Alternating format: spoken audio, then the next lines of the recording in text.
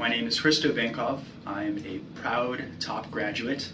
I graduated from TOP in 2004 as part of the first graduating class, and I was a member of TOP for 5 years. I was born in Bulgaria, and I moved to the United States when I was 6 years old. My parents moved here to escape the former communist regime, which fell in the early 90s. My grandfather would come pick me up from school and take me directly to the tennis courts. We had a big ball hopper and he would feed balls to me. The tennis court was really my happy place at that point in my life, as I was first learning how to speak English and fit in. The classroom was stressful at times, so the tennis court really became my refuge. My parents signed me up to play at McFedridge when I was about 8 or 9 years old. That's where I met Susanna Grikanen and R.K. Bacala, two other TOP grads. I quickly became very good friends with them.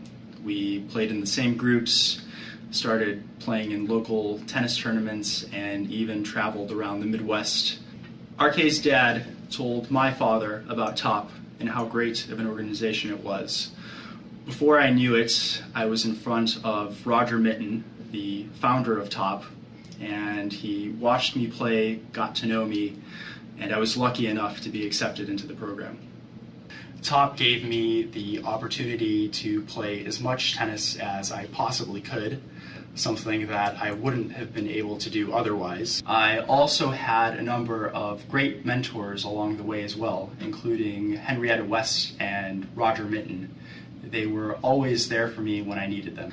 I remember Roger quoting Billie Jean King when he told me that pressure is a privilege. I really took that to heart, and I used it as my mantra growing up in dealing with the pressures both on and off court. I don't think I would be where I am today without TOP and my family. After graduating from TOP, I received a scholarship to study at DePaul University and graduated summa cum laude with a degree in political science. After DePaul, I received another scholarship to study law at Valparaiso University. And after I graduated, I started practicing law as a corporate attorney in Chicago.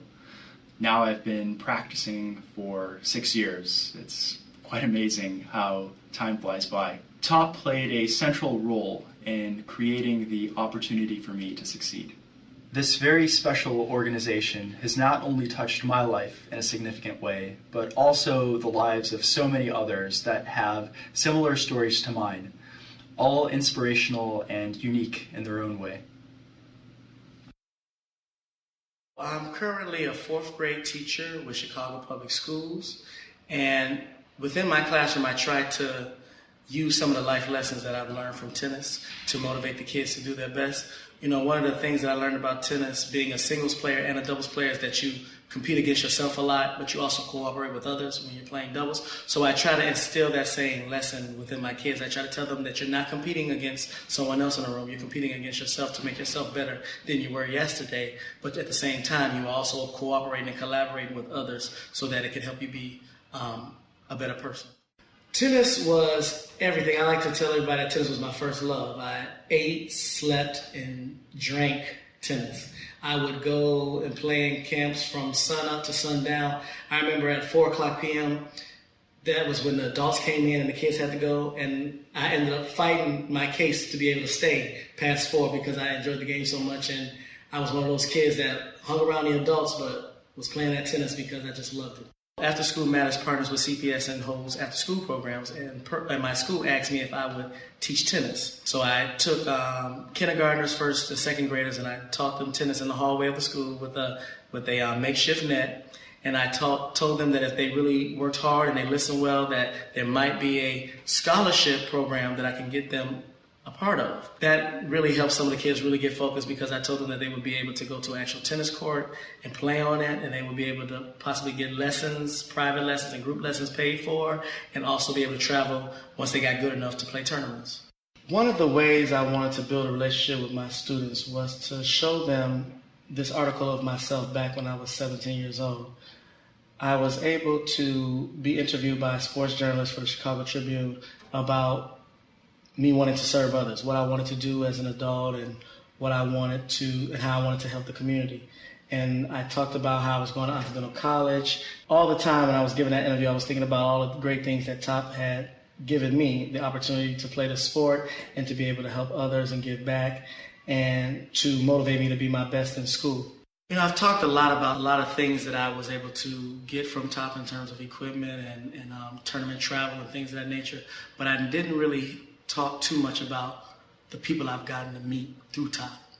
And I think that's a big component of the mentoring process. The most important person I think I've met outside of Roger Minton when it comes to Top is Henrietta West.